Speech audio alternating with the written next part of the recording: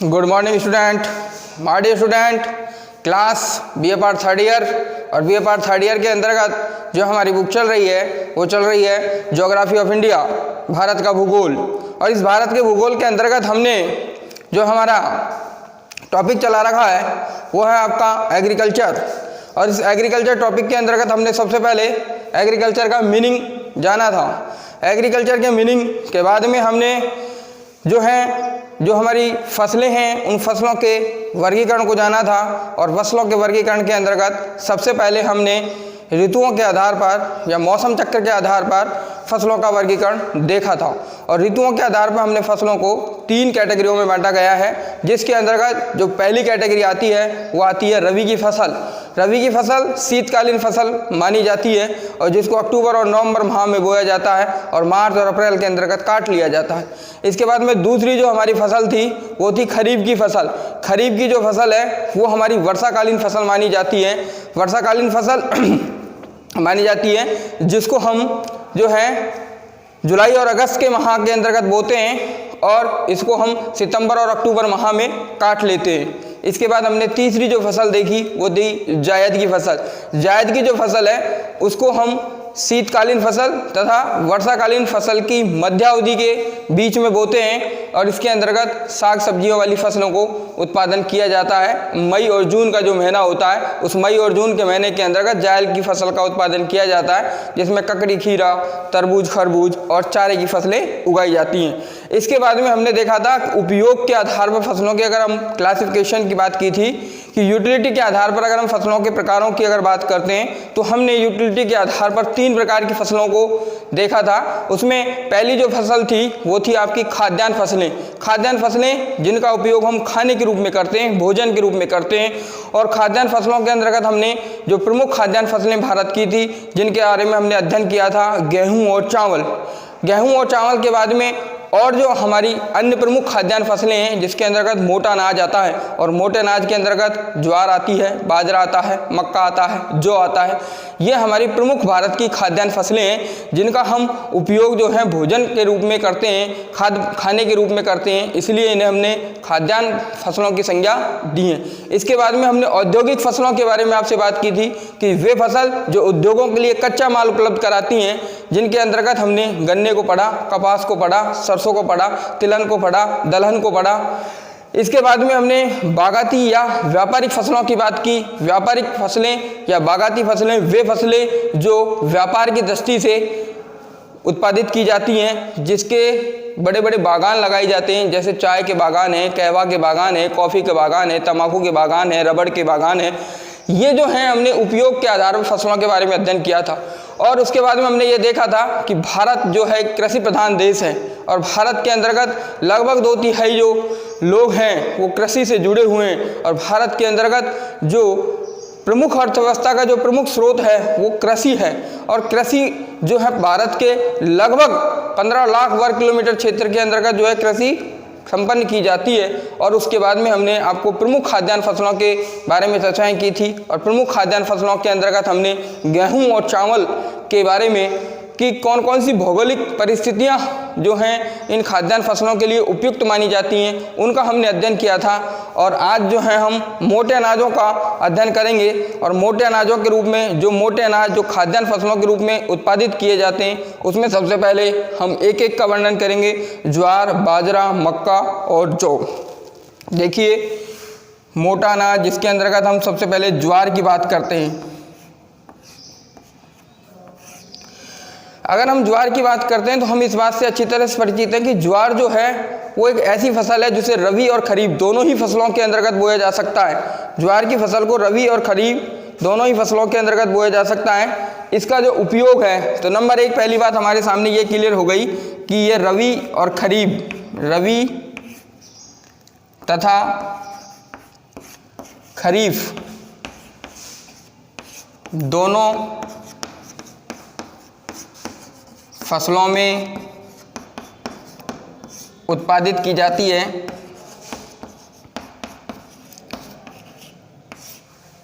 अगली बात हमारे सामने ये क्लियर हो गई कि ज्वार का जो प्रयोग होता है वो पशु आहार के रूप में किया जाता है। पशु आहार, पशु चारे के रूप में जो है इसका उपयोग किया जाता है।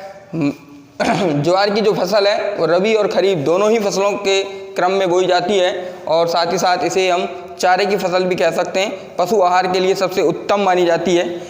साथ ही साथ इसको भारत के अंतर्गत जो हमारा उत्तरी जो भाग है उस उत्तरी भाग के अंतर्गत खरीफ की फसल के रूप में बोते हैं और दक्षिणी भाग के अंतर्गत रबी की फसल के अंतर्गत बोते हैं। उत्तर भारत की अगर हम बात करते हैं तो उत्तर भारत के अंतर्गत ज्वार का जो उत्पादन का कार्य किया जाता है वो खरीफ की फसल के अंतर्गत किया जाता है। और अगर दक्षिण भारत की बात करते हैं तो दक्षिण भारत के अंतर्गत ज्वार का जो उत्पादन किया जाता है वो रबी की फसल के अंतर्गत किया जाता है। हम इस बात से अच्छी तरह से परिचित हैं कि किसी भी प्रकार की कोई भी अगर खाद्यान्न फसल के बारे में अगर हम पढ़ रहे हैं तो सबसे पहले हमें उसकी भौगोलिक परिस्थिति या भौगोलिक कारकों की जो है जानकारी होना अति आवश्यक है। तो सबसे पहले हम ज्वार के लिए भौगोलिक कारकों की बात करते हैं।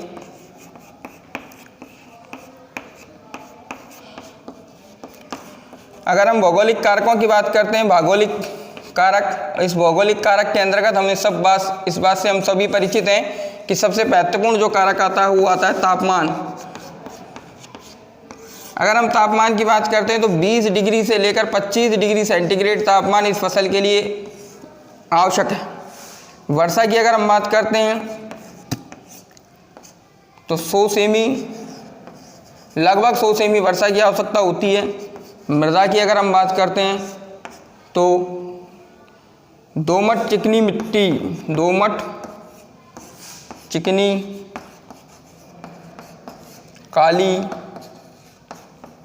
मृदा की जो है हमें आवश्यकता होती है। फिर इसके बाद में हम इसके उत्पादित क्षेत्रों की बात करते हैं। उत्पादन क्षेत्र,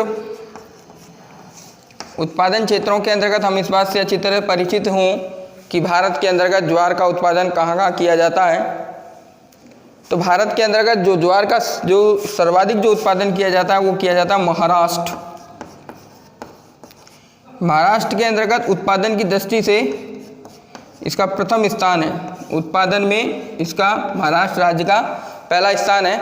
इसके बाद अगर हम बात करते हैं तो कर्नाटक, मध्य प्रदेश, आंध्र प्रदेश, तमिलनाडु, कर्नाटक, मध्य प्रदेश, तमिलनाडु,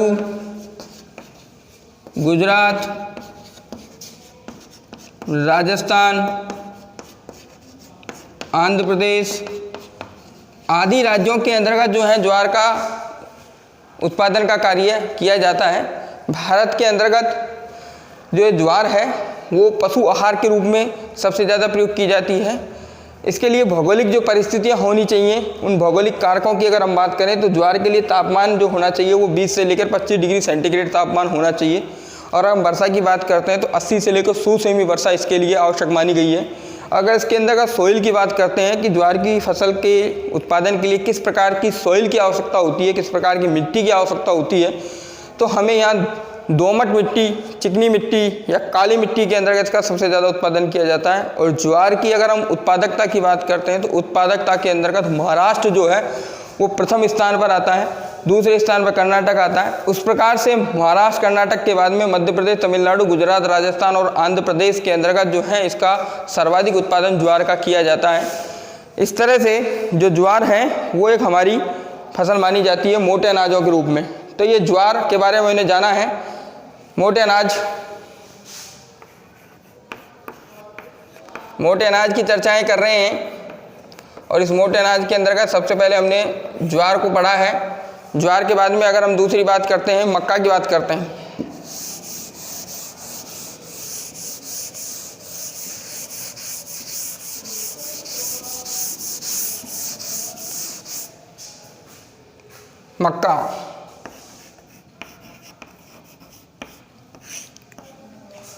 मक्का की अगर हम बात करते हैं तो हम इस बात से अच्छी तरह परिचित हैं कि मक्का जो है वो अफ्रीकीय तथा अमेरिकन मूल का पौधा माना जाता है। अफ्रीकीय तथा अमेरिकन मूल का पौधा माना जाता है। और इस मक्का के लिए जो हमारे भौगोलिक जो कारक होंगे, जो इसके भौगोलिक कारक हैं, उन भौगोलिक कारकों के अंतर्गत सबसे पहला जो कारक है वो आपका तापमान है। तापमान जो है मक्का के लिए 20 से 25 डिग्री सेंटीग्रेड चाहिए, और जो वर्षा है वो इसकी वर्षा 100 सेमी से बढ़कर 150 सेमी हो जाती है। 100 से लेकर 150 सेमी वर्षा की आवश्यकता होती है। अगर हम मिट्टी की बात करते हैं तो इसके अंतर्गत जो मिट्टी है वो आपकी मक्का के लिए बलुई मिट्टी चाहिए। बलुई मिट्टी के अंतर्गत जो है मक्का सबसे ज़्यादा होती है। इसका उत्पादन क्षेत्र भी देखते हैं। बलुई मिट्टी, बलुई मृदा। अगर मक्का के उत्पादन की बात करते हैं तो मक्का का उत्पादन जो है सर्वाधिक जो उत्पादन होता है यूपी में, बिहार में। यूपी और बिहार के अंतर्गत सबसे ज़्यादा उत्पादन होता है पंजाब, मध्य प्रदेश, राजस्थान, गुजरात। पंजाब, मध्य प्रदेश, राजस्थान, गुजरात आदि राज्यों के अंतर्गत जो है मक्का का सबसे ज़्यादा उत्पादन का कार्य किया जाता है। तो अगर हम बात कर रहे हैं मोटे अनाजों की, और मोटे अनाजों के अंतर्गत हमने सबसे पहले ज्वार के उत्पादन के बारे में जाना और ज्वार के बाद में मक्का के बारे में जानते हैं, तो हम इस बात से अच्छी तरह से परिचित हैं कि मक्का जो है वो मक्का अफ्रीकीय और अमेरिकीय मूल का पौधा माना जाता है। अर्थात इस मक्का के पौधे का उत्पत्ति जो स्थल है वो अमेरिका और अफ्रीकीय महाद्वीप हैं। अमेरिकी और अफ्रीकी महाद्वीपों का ये जो उत्पत्ति का वो मूल का जो पौधा है वो भारत के अंतर्गत कौन सी परिस्थितियों के अंतर्गत लागू होती हैं, तो भारत के अंतर्गत इस फसल के उत्पादन के लिए तापमान की जो कंडीशन होनी चाहिए वो 20 से लेकर 25 डिग्री सेंटीग्रेड होनी चाहिए। वर्षा की अगर दशाओं की बात करते हैं तो वर्षा की दशा 100 से लेकर 150 सेमी होनी चाहिए। अगर हम यहाँ सॉइल की या मिट्टी की बात करते हैं तो यहाँ बलुई प्रकार की मिट्टी जो है इस फसल के लिए सबसे महत्वपूर्ण मानी जाती है। अगर हम उत्पादन क्षेत्र की बात करते हैं तो उत्पादन क्षेत्र के अंतर्गत सबसे ज़्यादा जो उत्पादन है वो उत्तर प्रदेश के अंतर्गत किया जाता है। उत्तर प्रदेश के बाद में बिहार, पंजाब, मध्य प्रदेश, राजस्थान, गुजरात आदि राज्यों के अंतर्गत जो है मक्का का उत्पादन का कार्य किया जाता है। इसके बाद में हम अगली बात करते हैं बाजरे की। बाजरे की फसल की अगर हम बात करते हैं, बाजरा,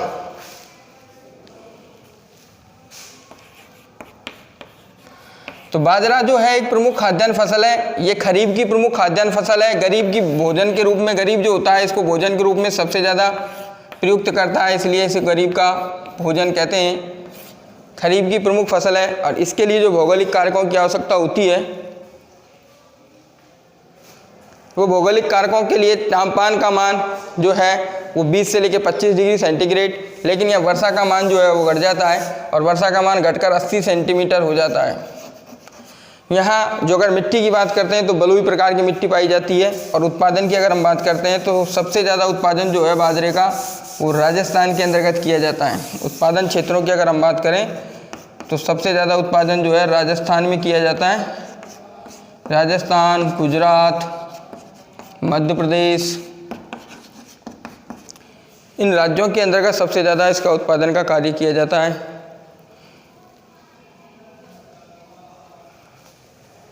मध्य प्रदेश, उत्तर प्रदेश, महाराष्ट्र आदि राज्यों के अंतर्गत जो है बाजरे का सबसे ज़्यादा उत्पादन का कार्य किया जाता है।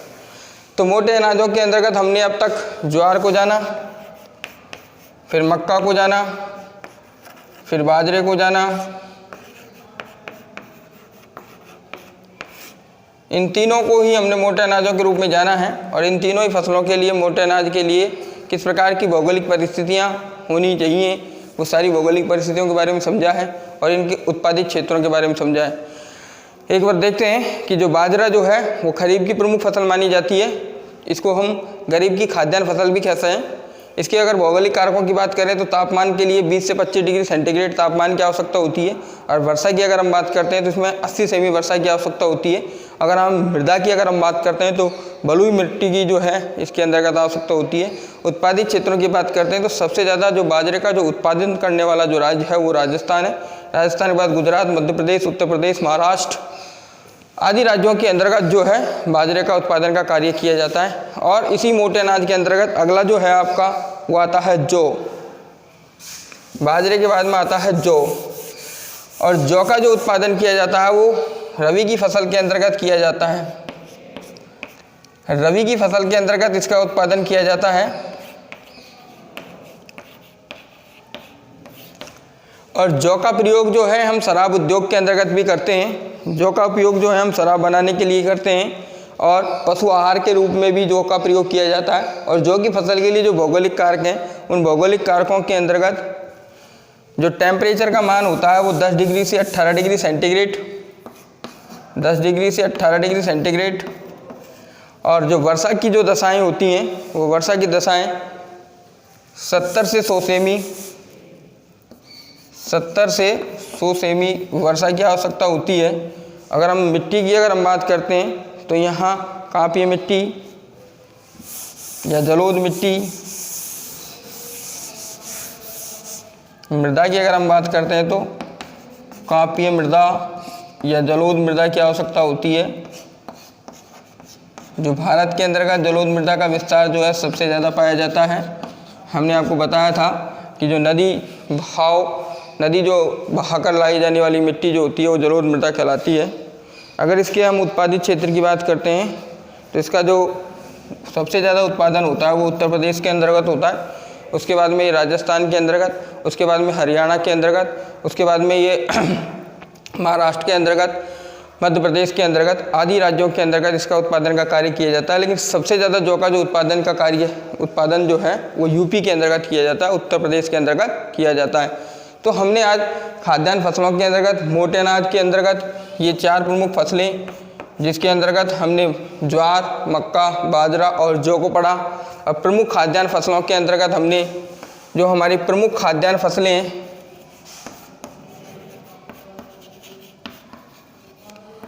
प्रमुख खाद्यान्न फसलें गेहूं और चावल, इसके अंतर्गत हमने गेहूं को पढ़ा और चावल को पढ़ा। कुल मिलाकर हमने एक प्रमुख खाद्यान्न फसलों के बारे में सारी चर्चाएं की हैं। और इन प्रमुख खाद्यान्न फसलों के अंतर्गत हमने गेहूं के बारे में, चावल के बारे में और मोटे अनाज के अंतर्गत आपको ज्वार, मक्का, बाजरा और जौ, इन सभी फसलों के लिए जो इनकी भौगोलिक परिस्थितियाँ या जो इनके भौगोलिक जो कारक हैं वो अति महत्वपूर्ण माने जाते हैं। ये भौगोलिक जो परिस्थितियाँ हैं उस फसल के उत्पादन को घटाने और बढ़ाने का काम करती हैं। परिणामस्वरूप जिन क्षेत्रों के अंतर्गत, जिन भागों के अंतर्गत ये भौगोलिक परिस्थितियाँ अनुकूल पाई जाती हैं, उन्हीं भागों के अंतर्गत इन खाद्यान्न फसलों का उत्पादन जो होता है वो सबसे ज़्यादा देखने को मिलता है। तो हमने देखा था कि गेहूं के अगर उत्पादन की बात करें तो हमने देखा था गेहूं का सर्वाधिक जो उत्पादन है वो उत्तर प्रदेश के अंतर्गत किया जाता है। अगर हम चावल की बात करें तो चावल का जो सबसे ज़्यादा उत्पादन का कार्य है वो पश्चिम बंगाल के अंतर्गत किया जाता है। उसके बाद हमने ज्वार की अगर हम बात की तो ज्वार का जो सबसे ज़्यादा उत्पादन है वो महाराष्ट्र के अंतर्गत किया जाता है। अगर हमने मक्का की बात की तो मक्का का जो सबसे ज़्यादा उत्पादन का कार्य है वो हमारा, मक्का की हमने बात की तो मक्का के अंतर्गत सबसे ज़्यादा उत्पादन का कार्य उत्तर प्रदेश के अंतर्गत किया जाता है। जौ का जो सर्वाधिक उत्पादन है वो उत्तर प्रदेश के अंतर्गत किया जाता है। बाजरे का जो सबसे ज़्यादा उत्पादन है वो हमारा किस में किया जाता है, राजस्थान के अंतर्गत किया जाता है। इस तरह से हमने प्रमुख खाद्यान्न फसलों के बारे में जो है समझा है कि भारत के अंतर्गत प्रमुख खाद्यान्न फसलें किस तरह से होती हैं और उनके उत्पादन के लिए कौन कौन सी भौगोलिक परिस्थितियाँ आवश्यक हैं। तो आज हमने प्रमुख खाद्यान्न फसलों का अध्ययन किया है। और प्रमुख खाद्यान्न फसलों के बाद में अगर हम बात करें तो हमने आपसे कल भी चर्चाएं की थी कि जो हमारी प्रमुख खाद्यान्न जो फसलें हैं, आज हमने यहाँ प्रमुख खाद्यान्न फसलें, उपयोग के आधार पर खाद्यान्न फसलें, व्यापारिक फसलें और औद्योगिक फसलें, 3 भागों में हमने फसलों का वर्गीकरण किया था। और उन तीनों ही भागों के अंतर्गत हमने आपके सामने सबसे पहले खाद्यान्न फसलों के बारे में चर्चाएं की हैं। और भारत की प्रमुख खाद्यान्न फसलें जो गेहूँ और चावल हैं उसके बारे में हमने आपको अध्ययन कराया है। उसके साथ ही साथ मोटे अनाज जिसके अंतर्गत ज्वार, बाजरा और जौ आता है, उनका हमने आपको उत्पादन बताया है। तो आपको एक साथ इनके प्रमुख उत्पादित जो राज्य हैं, जो उत्पादन की दृष्टि से सबसे महत्वपूर्ण माने जाते हैं, उनके बारे में अगर हम बात करें तो देखते हैं कि गेहूं का जो अगर उत्पादन की बात करते हैं तो यूपी आता है। और चावल के उत्पादन की बात करते हैं तो पश्चिम बंगाल जो है राज्य जो है उत्पादन की दृष्टि से प्रथम स्थान पर है। ये सब फर्स्ट नंबर पे आते हैं। इसके बाद में अगर हम मक्का, ज्वार की बात करते हैं तो ज्वार का उत्पादन जो है महाराष्ट्र में किया जाता है, सर्वाधिक उत्पादन महाराष्ट्र में किया जाता है। और अगर हम मक्का की बात करते हैं, मक्का का सर्वाधिक उत्पादन यूपी में किया जाता है। और जौ की अगर हम बात करते हैं तो जौ का सर्वाधिक उत्पादन भी यूपी में किया जाता है। और बाजरे की अगर हम बात करते हैं तो बाजरे का सर्वाधिक उत्पादन जो है राजस्थान में किया जाता है। ये जो है हमारी प्रमुख खाद्यान्न फसलें हैं और इन प्रमुख खाद्यान्न फसलों के अंतर्गत से आपसे कोई सी भी फसल जो है आपके एग्जाम में पूछ ली जाती है। और इन फसलों के लिए सबसे महत्वपूर्ण जो बात है कि हमें इनके उत्पादित क्षेत्र पता होना चाहिए और साथ ही साथ में इनके भौगोलिक कारक उपस्थित जो कारक हैं वो भी पता होने चाहिए कि कौन कौन से भौगोलिक कारक हैं जो इनके लिए अति आवश्यक माने जाते हैं। ये जो हमारी प्रमुख खाद्यान्न फसलें हैं जिनका हमने उत्पादन बताया है, उत्पादन की दृष्टि से प्रथम राज्य जो हमारे आपके सामने हैं ये हैं आपके, हमने आपसे बात की थी कि भारत के अंतर्गत जब हम भारत के अंतर्गत उपयोगिता के आधार पर जब हम खाद्यान्न फसलों को पढ़ रहे थे और खाद्यान्न फसलों के अंतर्गत हमने प्रमुख खाद्यान्न फसलों की चर्चाएं की और उन प्रमुख खाद्यान्न फसलों का हमने वर्णन किया आपके सामने, तो हमें इस बात से अच्छी तरह से पता है कि भारत के अंतर्गत ये जो प्रमुख खाद्यान्न फसलें थी, इन प्रमुख खाद्यान्न फसलों के अंतर्गत जो गेहूं और जो चावल प्रमुख खाद्यान्न फसलें थी, इन गेहूं और चावल प्रमुख खाद्यान्न फसलों के उत्पादन में कमी आने लग गई। इसके पीछे कारण ये रहा क्योंकि जनसंख्या में लगातार वृद्धि हो जाने के कारण जो हमारी प्रमुख खाद्यान्न फसलें गेहूं और जो चावल थी, उन गेहूं और चावल की प्रमुख खाद्यान्न फसलों के अंतर्गत जो है गिरावट आने लगी, उनके उत्पादन में गिरावट आने लगी। परिणाम स्वरूप हमने 1960 के दशक में जो है इन खाद्यान्न फसलों की आत्मनिर्भरता को बनाए रखने के लिए इन पर ध्यान देना शुरू किया और 1966 के अंतर्गत जो हमारा सूखे की स्थिति जो हमारे भारत के अंतर्गत पड़ी, परिणाम स्वरूप उस सूखे की स्थिति के कारण ये खाद्यान्न फसलों का उत्पादन और घट गया। परिणाम स्वरूप 1966 के दशक के बाद में हमने हमारे खाद्यान्न फसलों के अंतर्गत आत्मनिर्भरता को बनाए रखने के लिए, इन फसलों के उत्पादन को बढ़ाने के लिए हरित क्रांति का जो है विकास किया। और उस हरित क्रांति के विकास के बारे में हमने आपके साथ चर्चाएं की थी कि विश्व स्तर पर अगर हम बात करते हैं तो विश्व स्तर पर हरित क्रांति के जो जनक हैं वो डॉक्टर नॉर्मन बोरलॉग को माना जाता है तथा भारत के अंतर्गत 1960 के दशक से ही इन खाद्यान्न फसलों के जो है वृद्धि और विकास के लिए जो सर्वाधिक योगदान दिया था वो थे doctor M S. Swaminathan. Doctor M S. Swaminathan को भारतीय हरित क्रांति का जनक माना जाता है। भारतीय हरित क्रांति का जनक जो है डॉक्टर एम.एस. स्वामीनाथन को माना जाता है। Doctor M S. स्वामीनाथन ने गेहूं और जो चावल थे, इन गेहूं और चावल को फसलों को जो है हाइब्रिड फसल अर्थात संकरित बीजों में परिवर्तित करके इनके उत्पादन को बढ़ाने की बात की। साथ ही साथ जो हमारे प्राचीन जो परंपरा से चले आ रहे जो हमारे कृषि की जो पद्धतियां थी, उन कृषि की पद्धतियों में परिवर्तन करने की बात की। साथ ही साथ जो हमारे कृषि के जो उपकरण थे, उन प्राचीन उपकरणों के आधार पर, उनके आधार पर जो हम कृषि कर रहे थे, उन उपकरणों को आधुनिक उपकरणों में परिवर्तित करने की बात की। साथ ही साथ ये किसानों के लिए जो है ये व्यवस्थाएं की गई कि वो जो है उस कृषि के बारे में, उस फसल के उत्पादन के बारे में अच्छी प्रकार से समझ सकें।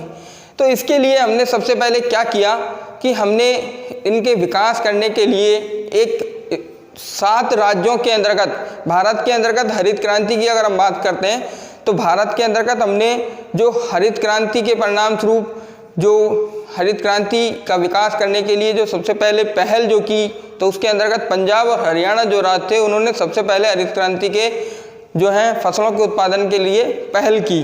तो 7 राज्यों के अंतर्गत हमने ये कार्यक्रम चलाए गए और इन कार्यक्रमों के अंतर्गत जो है कृषि विकास के जो कार्यक्रम थे, प्रौद्योगिकी से जुड़े जो कार्यक्रम थे, उनको हमने चलाया गया। और भारत के अंतर्गत जब इन 7 राज्यों के अंतर्गत जब हमारे खाद्यान्न फसलों के अंतर्गत वृद्धि और विकास होने लगा तो हमने इन उच्च या संकरित जो हमारे जो बीज वाली जो कृषि की जो फसलें थी उनको हमने समग्र विकास के रूप में परिवर्तित करना चाहा और हमने इन हरित क्रांति के दौरान ही जो हमारे उन्नत जो संकरित बीज थे, उन उन्नत संकरित बीजों को किसानों को उपलब्ध कराया। साथ ही साथ किसानों को ऋण उपलब्ध कराया। साथ ही साथ किसानों को कृषि पद्धतियों के बारे में बताया। नवीन आधुनिक जो उपकरण थे उनके बारे में जो है उनको प्रदान किया किसानों को, जिसके परिणाम स्वरूप हमारे यहाँ इस हरित क्रांति के परिणाम स्वरूप जो हमारी खाद्यान्न जो फसलें थी जिनके उत्पादन के अंतर्गत जो है वृद्धि और विकास हो पाया, और ये वृद्धि और विकास हो पाने के कारण आज जो है हम इन खाद्यान्न फसलों के लिए आत्मनिर्भर हैं। तो भारत के अंतर्गत हरित क्रांति का जो विकास हुआ, डेवलपमेंट हुआ, वो किस प्रकार से चला, वो मैंने आपके सामने बात रखी कि भारत के अंतर्गत सर्वप्रथम हरित क्रांति का जो विकास किया गया वो पंजाब हरियाणा राज्य से किया गया। इन 7 राज्यों के अंतर्गत सबसे पहले इस प्रकार के संकरित बीजों का प्रयोग करके जो है कार्य किया गया, और उसके बाद में फिर जो है उन्नत संकरित जो बीज थे उनके दौरान समग्र विकास का जो है कार्यक्रम अपनाया गया पूरे भारत के अंतर्गत, और उसके परिणाम स्वरूप खाद्यान्न फसलों के अंतर्गत उत्पादकता को बढ़ाया गया, और उससे हमारे भारत के अंतर्गत आत्मनिर्भरता हमने हासिल की। 2006 के दशक के अंतर्गत जो हमने हरित क्रांति का एक दूसरा दौर लाया, तो हरित क्रांति का जो दूसरा दौर था उसके अंतर्गत हमारे महामहिम राष्ट्रपति जो थे डॉक्टर APJ अब्दुल कलाम, वो डॉक्टर APJ अब्दुल कलाम ने कहा कि हमारी जो कृषि के अंतर्गत जो हमने संकरित बीजों का निर्माण किया है और संकरित बीजों के निर्माण के बाद में हमने इसके उत्पादन को बढ़ाया है, तो हमें इसके साथ साथ और इसमें वृद्धि और विकास करने के लिए जो इसकी मृदा से जुड़े हुए तथा इसके मार्केटिंग से जुड़े हुए जो समस्त पहलू हैं उनको भी इस हरित क्रांति के अंतर्गत जोड़ना चाहिए, ताकि हमारी सॉइल की टेस्टिंग हो, सॉइल की टेस्टिंग के बाद में हमारे प्रोडक्शन को बढ़े, हाइब्रिड बीजों का जो है विकास हो, साथ ही साथ इसकी मार्केटिंग बढ़े। तो उन्होंने जब 2006 के बाद में इस प्रकार के प्रोग्राम को पहल की, तब हमारे भारत के अंतर्गत हरित क्रांति का एक दूसरा दौर माना गया, जो हमारे देश के लिए जो है विकास के लिए, हमारी देश की अर्थव्यवस्था के लिए, जो खाद्यान्न फसलों के लिए सबसे उत्तम जो है विकास की धारा में जोड़े गए ऐसे कार्यक्रमों को, तो इसको हमने हरित क्रांति की दूसरी अवस्था की संज्ञा दी है, जो भारत के अंतर्गत 2006 में डॉक्टर APJ अब्दुल कलाम ने कही कि हमारी सॉइल से लेकर उसके व्यापारीकरण तक की जो समस्त पहलू हैं, कृषि से जुड़े समस्त पहलू हैं, उनको हरित क्रांति के अंतर्गत जोड़ा जाए, ताकि जो है उसकी मार्केटिंग का भी जो है अच्छी प्रकार से विकास किया जा सके। तो इस तरह से भारत के अंतर्गत हरित क्रांति का विकास हुआ। अगर हरित क्रांति के विकास के अलावा अगर हम और बहुत सारी क्रांतियां भारत के अंतर्गत हुई हैं, उनकी अगर हम चर्चा करना चाहें तो हम उनके बारे में एक बार देखते हैं कि किस प्रकार की क्रांति किससे संबंधित होती है। खाद्यान्न फसलों के अंतर्गत जो क्रांतियाँ हुई हैं, तो उसमें हम सबसे पहले देखते हैं जो हरित क्रांति है वो किससे संबंधित है। हरित क्रांति जो हमारे खाद्यान्न फसलों से संबंधित है, खाद्यान्न फसल से। अगर हम श्वेत क्रांति की बात करते हैं या दुग्ध जो श्वेत क्रांति है, सफ़ेद क्रांति, तो वो हमारे दुग्ध से है, दुग्ध से संबंधित है। अगर हमारी नीली क्रांति की बात करते हैं तो वो हमारे मत्स्य से है।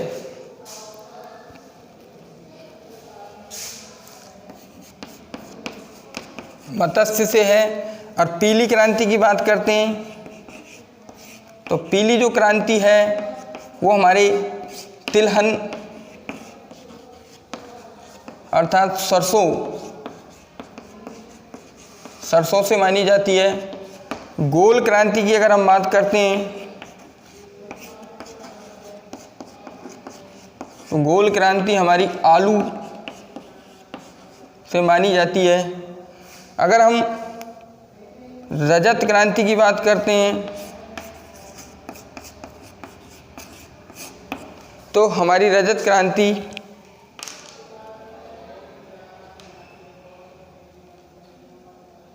कपास से मानी जाती है। लाल क्रांति की बात करते हैं तो टमाटर से मानी जाती है।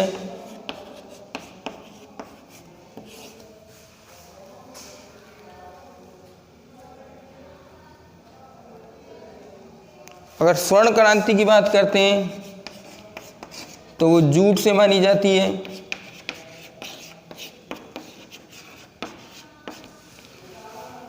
अगर खाकी क्रांति की बात करते हैं तो चमड़े से मानी जाती है।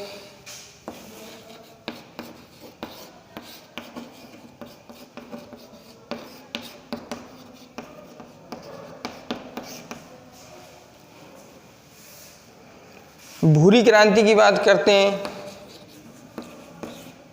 तो हमारे रासायनिक पदार्थ से मानी जाती है।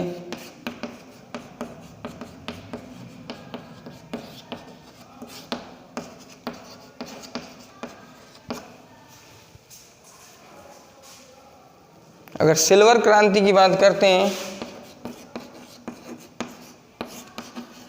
तो अंडे से मानी जाती है।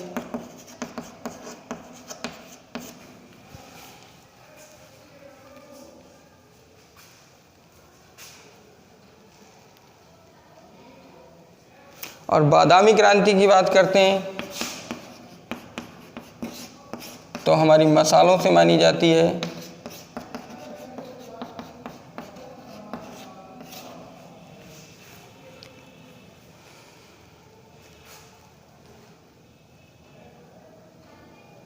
और सदाबहार क्रांति की बात करते हैं तो हमारी समग्र कृषि विकास से मानी जाती है।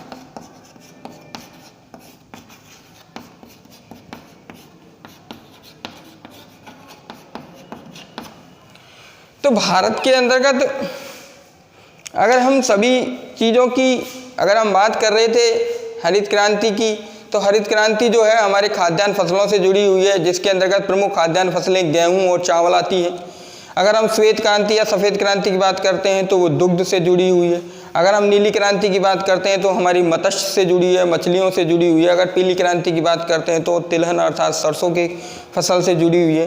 गोल क्रांति का संबंध आलू से है, रजत क्रांति का संबंध कपास से है, लाल क्रांति का संबंध टमाटर से है, स्वर्ण क्रांति का संबंध जूट से है, खाकी क्रांति का संबंध चमड़े से है, भूरी क्रांति का संबंध रासायनिक उर्वरकों से है, सिल्वर क्रांति का संबंध अंडे से है, बादामी क्रांति का संबंध मसालों से है और सदाबहार क्रांति का संबंध समग्र कृषि विकास से माना जाता है।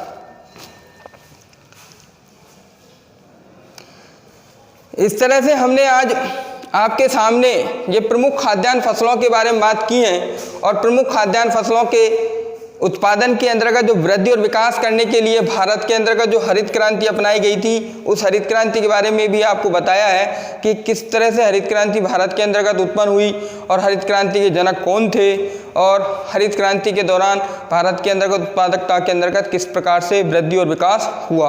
और हरित क्रांति के साथ साथ हमने आपको अन्य क्रांतियों के बारे में बता दिए हैं जो किस प्रकार से संबंधित हैं, किस से संबंधित हैं। वो सारी हरित क्रांति के साथ साथ हमने आपके सामने रखी हैं कि श्वेत क्रांति, नीली क्रांति, पीली क्रांति आदि किस जो है से संबंधित मानी जाती हैं। इस प्रमुख खाद्यान्न फसलों के बाद में हमारा जो अगला बिंदु होगा वो होगा हमारा व्यापारिक फसलों का, कि व्यापारिक जो फसलें हैं जो बागानों के अंतर्गत उगाई जाती हैं, जिनका उपयोग जो हम व्यापार की दृष्टि से करते हैं, उस के अंतर्गत जो है कौन कौन सी प्रमुख फसलें आती हैं, जिसके अंतर्गत चाय को पढ़ेंगे, कहवा को पढ़ेंगे, कॉफ़ी को पढ़ेंगे, रबड़ को पढ़ेंगे।